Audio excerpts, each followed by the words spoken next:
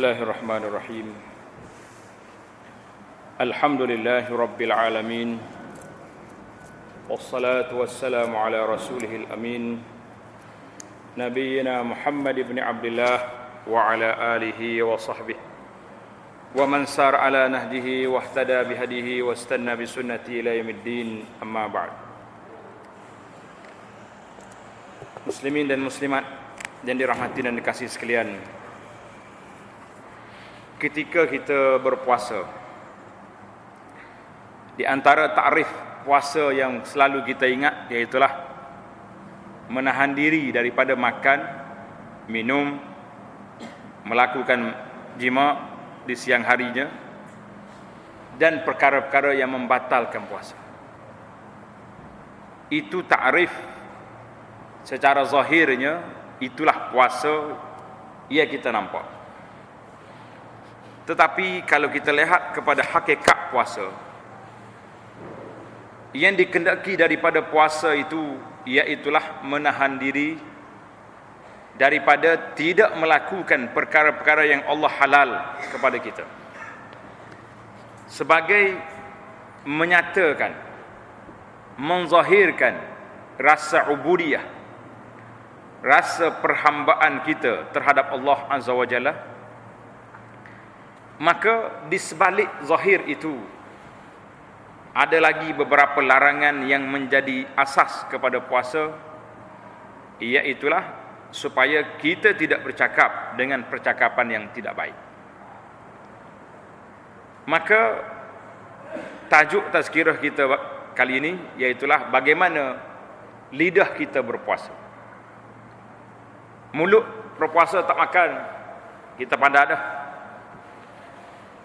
Tak puasa, tak minum, kita tahu dah. Tapi bagaimana saum al-lisan, bagaimana lidah kita berpuasa? Iaitulah bila kita kata puasa lidah aku ini, maka sepatutnya orang-orang yang berpuasa di Ramadan ini dan juga lain daripada Ramadan, kita puasa lidah kita daripada perkara-perkara yang dilarang untuk berkata-kata atau mengeluarkan perkataan. Maka kerana itulah bila kita kata lidah berpuasa di bulan Ramadan, artinya lidah kita beradab, lidah kita berakhlak, lidah kita tidak mengeluarkan sebarang kata-kata yang boleh merusakkan pahala puasa. Walaupun mengeluarkan perkataan tak baik ini tidak batal puasa, tetapi menghilangkan pahala puasa dan menafikan maksud ataupun matlamat puasa itu sendiri. Kita kata tak batal puasa, pasal itulah kita boleh cakap itu pasal. Kalau bercakap mengumpat orang ni batal puasa, boleh jadi pagi-pagi lepas maya subuh tu semua pakai ambil plaster berlaku, perak tepek mulut. Tak boleh bercakap ni batal puasa. Sebagaimana tuan-tuan dan puan-puan takut nak korek telinga ataupun nak korek hidung, takut batal puasa, kan? Maka Nabi SAW dalam sebuah hadis, dia telah memberitahu kepada Sayyidina Muaz bin Jabal, ketika Muaz bertanyakan bagaimanakah jalan dia nak menuju ke syurga, Nabi kata kuffa alaika haza, kuffa alaika haza. Nabi kita tunjuk ke wa asyara ila lisani, dia tunjuk ke lidah dia. Nabi kata jaga hak ni, jaga lidah. Kata di Muaz, awa inna la mu'akhazuna bima natakallamu bihi ya Rasulullah. Muaz tanya, Rasulullah, kita ni kena ambil kira ke ambil kes ke dengan lidah yang kita bercakap ni? Faqala, jawab Nabi SAW, sakilat ka ummuka ya Muaz, mu ni menyusahkan makmu lah Muaz. Wa hal yakubbun nas fin nari ala wujuhim illa hasaidu alsinatihim. Nabi kata, bukankah ramai orang yang dihumban ke dalam neraka di atas mukanya, ke dalam neraka, berpunca daripada hasaidu alsinah, punca kesan daripada lidah yang mengeluarkan kata-kata tanpa tapisan dan tidak teliti waktu kita nak bercakap. Hadis ini dikeluarkan oleh Imam Ahmad, At-Tirmizi dan lain-lain ulama. Ini menunjukkan bahawa bila kita berpuasa tak makan benda yang halal, maka kita kena puasakan lidah kita daripada bercakap benda-benda yang tak baik. Kerana bahaya lidah ni, mudarat dia sangat besar dan bahayanya sangat teruk. Sehingga ahli syair kata apa? Kalmus lisani anka min kalmis sinan. Panah, orang panggil tikaman lidah kadang-kadang lebih tajam daripada tikaman lembing. Lembing masuk dalam daging kita, tapi lidah masuk dalam hati seorang manusia, mungkin membawa kepada mati. Dia tak akan lupa kata-kata ini. Sayyidina Abu Bakar As-Siddiq Al-Khalifatul Awal ba'da Rasulullah sallallahu alaihi wasallam radhiyallahu anhu wa ardah. Dia pegang lidah dia, wa yabki, dia menangis. Abu Bakar, orang yang paling rapat dengan Nabi sallallahu alaihi wasallam, menjadi khalifah yang pertama, pegang lidah dia menangis, wa yaqul hadza awradanil mawarid. Abu Bakar kata, lidah nilah boleh menghumbangkan aku ke lembah yang tidak baik. Manakala salah guna, Allahu Akbar. Kata di ulama, lidah kita ni seperti binatang buas yang sangat mudarat, ataupun seperti ular yang sangat bisa, atau seperti api yang menyala-nyala. Lisanuka la tazkur bihi auratan mri'in fakulluka auratun walin nasi alsun. Lidah kamu jangan duk sebut kat benda-benda tak baik yang ada pada orang. Kerana semua kita ada cacat celah. Kalau kita pandai kritik orang apa kritik? Kau nak kritik kita? Kau kita ni baik sangat, berasa kita ni sempurna, tak ada orang boleh kritik. Jangan. Kalau orang buka daripada kepala sampai kaki, banyak cerita lagi kita ni. Tapi tanya kita buka orang tak khabar ingat. Ni masalah. Fakulluka aurat, semua kita ni ada cacat celah, ada aibnya. Walin nasi alsun, orang pun ada lidah juga. Tengok. Kata di ulama, dinisbahkan riwayat ini kepada Imam Al-Hasanul Basri rahimahullahu taala, menceritakan bahawa ada seorang ini tak ada aib apa dia, tak ada orang baik. Tapi bila dia suka tatabuk, duk cari kesalahan orang, duk mendedahkan keaiban orang, maka Allah SWT jadikan aib bagi dia yang menyebabkan orang lain dedah dia. Subhanallah. Ada orang yang tak apa baik mana, tapi dia tak cara hal orang. Hal orang tak ada. Nak apa ni, kata uduh orang apa tak ada. Maka Allah SWT tutup keaiban dia. Subhanallah. Kata di Abdullah bin Abbas radhiyallahu anhuma, dia bercakap dengan lidah dia. Dia kata, ya lisan, lidah aku. Kita kena bercakap juga pagi-pagi yang lidah. Kul khairan taghnam. Katalah dengan perkataan yang baik, kamu akan dapat ghanimah, dapat ganjaran yang besar. Awiskut anis syarrin taslam. Ataupun kamu diam, jangan kata benda tak baik, muslimat. Allah Ta'ala lah yang beri rahmat kepada seorang Muslim, demikian juga Muslimah, yang jaga lidah dia daripada perkataan tak baik, yang ikat lidah dia daripada mengumpat orang, yang melarang lidahnya daripada bercakap benda-benda laru, benda yang tak ada faedah, dan menahannya daripada benda-benda yang haram.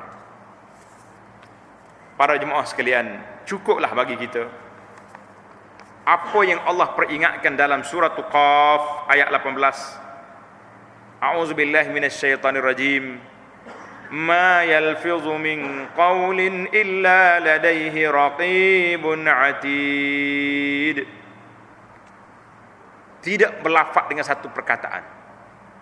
Kita tak kata sepatah, kata benda baik ke benda tak baik, illa ladaihi raqibun atid, kecuali ada raqib, ada penulis pencatat amalan. Jadi kalau kita rasa nak amalan kita baik, atau cakap yang baik-baik, yang tak baik jangan bercakap. Wa ma rabbuka bizallamin lil abid. Allah Taala tidak buat zalim pada hamba dia. Apa yang kita kata itulah hasaidul alsun, yang menjadi buah ataupun tuaian yang kita tuainya daripada apa yang kita bercakap. Kata Nabi sallallahu alaihi wasallam, man yadman li ma baina lihyaihi wa ma baina fakhidaihi adman lahul jannah. Dengar ni. Siapa dia jamin nak jaga di antara dua lahyahi, tulang rahang dia ni. Orang panggil tulang keng dia ni. Wa ma baina fakhidhihi, nak jaga di antara dua paha dia, jaga farak dia. Nabi kata adman lahul jannah, aku jamin bagi orang ni syurga. Allahu akbar. Hadis ini riwayat Bukhari daripada Sahal bin Muaz. Jadi kalau kita boleh jamin, boleh jaga benda ni, kita jagalah. Nabi kata aku jamin masuk syurga. Para salafus salih apabila mereka beradab dengan kitab, dengan sunnah, mereka menimbang kata-kata yang dia nak kata, maka orang akan hormat kepada kata-kata dia. Kita ni bila kita bercakap tak tahu apa, jadi orang nak nakal kata-kata kita pun tak ada siapa nak kata. Dia tu kata. Habis tinggi orang ambil juga cerita nakal kita buat. Oh hebat ustaz tu, cerita nakal. Habis gapo boleh? Faedahnya berapa? Tak ada faedah. Tidak mendekatkan manusia kepada Allah dan tidak menjauhkan manusia daripada perkara yang dilarang oleh Allah. Biarlah kata-kata kita kata itu buat. Kata di Ibnu Mas'ud radhiyallahu anhu, wallahi ma fil ardi ahaqqu bi tuli habsin min lisan. Ibnu Mas'ud kata, demi Allah, tidak ada satu benda yang patut kena masuk dalam tahanan lebih daripada lisan, daripada lidah. Para jemaah sekalian, lidah kita ni sangat berat kerana dia satu alat yang sangat mudah. Dalam sini yang lepas ada sebut satu kata-kata, bila orang tanya Nabi sallallahu alaihi wasallam, macam mana Rasulullah nak ini, kalau saya ni tak larat nak ibadat ni, penat dah ni. Nabi kata la yazanu lisaruka ratban bi zikrillah, biarlah lidah kamu sentiasa basah menyebut nama Allah. Orang sebut nama Allah ni tak ada siapa nak marah kita. Jangan sebut kuat-kuat, senyap-senyap seorang-seorang. Kata Nabi sallallahu alaihi wasallam, al-muslimu, seorang Islam yang betul Islam itu siapa? Man salimal muslimuna min lisanihi wa yadihi. Orang Islam lain selamat daripada lidah dia, daripada tangan dia. Yani kalau tak ada orang yang kita sakiti dengan lidah kita. Ni dok kejap-kejap bunyi Allah, dia tu kata kamu. Tak selamat belaka orang. Kalau dia pergi masjid, tu email kena kata. Kalau dia pergi di pasar, tokel kena marah. Ada orang atas dunia ni kecuali lidah dia panggil laser. Bahasa orang muda sekarang dia panggil laser. Laser kan? Maksudnya lidah tak tahulah kau nak kata ikut sin. Ada seorang perempuan, dengar ni makcik-makcik ni. Perempuan ni kuat sangat ibadat dia. Ibadat kuat. Qiyamul lail lagi, puasa lagi, naharnya puasa, malamnya berdiri. Walakin tu'zi jarah, tapi lidah dia tu laser, suka menyakiti jiran, kata tak baik pada jiran. Orang tanya Nabi sallallahu alaihi wasallam, Nabi jawab apa? Hiya finnar, makcik ni dalam neraka. Walaupun dia semaya banyak, walaupun dia puasa, tapi lidah tak berpuasa. Lidah lagi menyakiti jiran, menyakiti tetangga dia, yang menyebabkan dia masuk neraka dengan sebab itu. Marilah kita akhiri perbincangan kita ini dengan peringatan daripada Allah Azza wa Jalla dalam surah Al-Hujurat ayat 12. Allah Ta'ala sebut, wala yaghtab ba'dukum ba'da. Janganlah kamu duduk maki, duduk cerca, duduk kutuk sebahagian kamu dengan sebahagian lain. Jangan. Ayuhibbu ahadukum an ya'kula lahma akhihi maitan fakarihtumuh. Mu suka ke tidak nak makan bangkai saudara kamu hak mati? Adik-beradik kita mati guni sini, kita pergi hiri, ambil daging dia, buat BBQ. Nah, itulah bandingannya orang yang maki orang yang mencerca orang yang hidup mengumpat orang. Allahu Akbar. Allah gambarkan dengan satu gambar yang cukup jijik. Makan daging saudara sendiri yang jadi sudah mati. La haula wala quwata illa billah. Berapa ramai orang-orang yang berpuasa telah merusakkan puasanya dengan sebab lidah. Puasa tak makan, lapar satu hari, tapi lidah lepas. Bulan Ramadan pun balas sama kita, isteri berkelalah dengan suami puada, nak kata apa? Allah, maka jangan hati-hatilah kita, lebih-lebih lagi dalam keluarga yang terdekat. Kita duduk maki mak kita sendiri, duduk cakap di belakang, duduk kata tak baik pada ibu bapa, duduk kata tak baik pada adik-beradik lah. Cukuplah. Apa yang lepas tu lepaslah. Yang depan hari ni kita pakat jaga, berpuasalah lidah kita. Kerana lidah ni ada 10 penyakit dia bawa. Tanda tuan-tuan. Untuk kita nyata. Yang pertama sekali penyakit lidah, al-kazib, dia boleh buat dusta. Yang kedua, ghibah, mengumpat orang. Yang ketiga, namimah, apa nama? Meracun orang. Pergi duduk kata, duduk socoh hari tu ni. Batu api dia. Yang keempat, al-baza, mana suka menyakit orang dengan lidah dia. Yang kelima, sab, maki orang. Yang keenam, al-fuhsh, cakap tak baik, orang panggil bahasa lucah. 18 bahasa dia. Yang seterusnya, zur, cakap dusta, menipu. Orang tadi menipu, yang ni zur ni buat pendustaan, tuduh orang tak baik. Wal la'n, laknat orang. Was-sakhar, menjatuhkan orang. Wal istihza, perlimai orang, dan lain-lain. Paling kurang pun lidah ni dia punya penyakit, dia boleh bawa kita kepada 10 penyakit yang lain daripada lidah saja. Dan lidah ni penyakit yang paling besar sebab dia boleh berlaku atas masjid, dia boleh berlaku di depan Kaabah, dia boleh berlaku dekat dengan dalam raudhah di Masjid Nabawi, dia boleh berlaku di tempat mana-mana saja. Kalau maksiat lain tak berlaku atas masjid ni. Kau berlaku. Orang tak bagi joget atas masjid, joget kita sepak lah dah. Tak dia kata rasa tuan-tuan tengok bengok dia ni mari joget atas masjid. Tapi kalau mari mengopak atas masjid boleh ke tak boleh? Sekali kata ni opak. Nak kata apa? Inilah penyakit lidah, penyakit bahaya. Allahumma inna nas'aluka alsinatan sadiqah. Ya Allah, kami mohon pada Engkau, berilah pada kami lidah yang benar, wa quluban salimatan, hati kami yang sejahtera daripada penyakit benci kepada orang Islam, hasad dan dengki, wa akhlaqan mustaqimatan, berilah kepada kami akhlak yang baik yang mulia. Rabbana la tu'akhidna in nasina wa akhtana, Rabbana wa la tahmil alaina isran kama hamaltu 'alal ladzina min qablina. Wa sallallahu wa sallama wa baraka ala Muhammad wa ala alihi wa sahbihi ajma'in. Walhamdulillahi rabbil alamin. Wassalamu alaikum.